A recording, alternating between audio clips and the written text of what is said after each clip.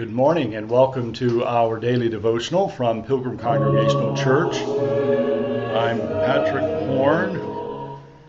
Glad to have you with us on this Thursday morning, November the 2nd, 2023, as we continue our look at Matthew chapter 23.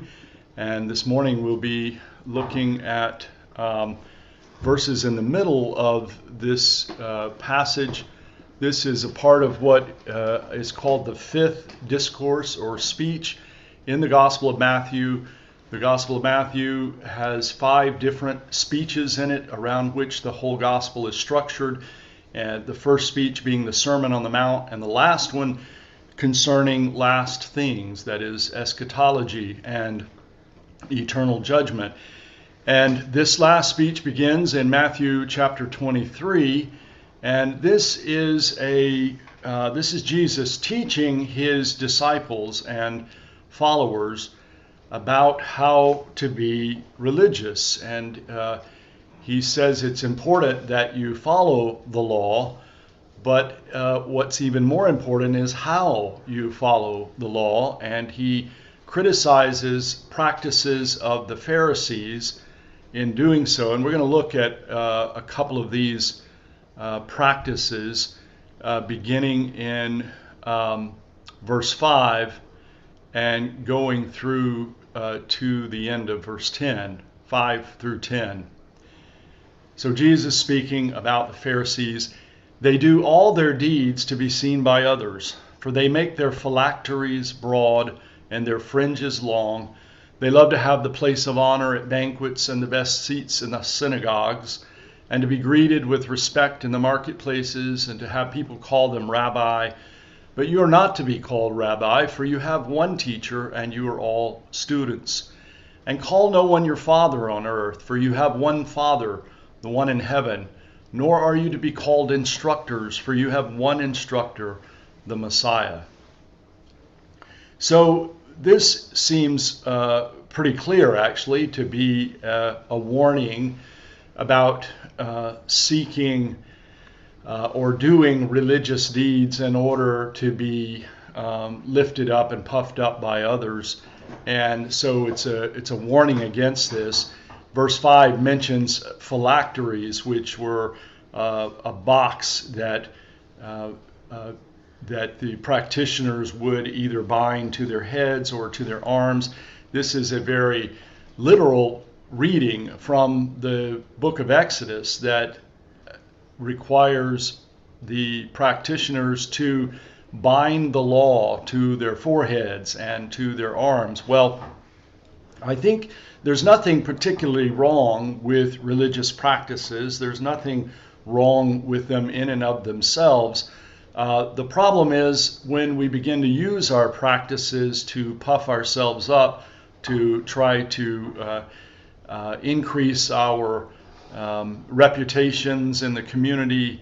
The fringes is also a reference, the long fringes, that's a reference also from the book of Exodus concerning these long ropes that are tied to the end of a shawl to remind you to practice the law, to obey the law.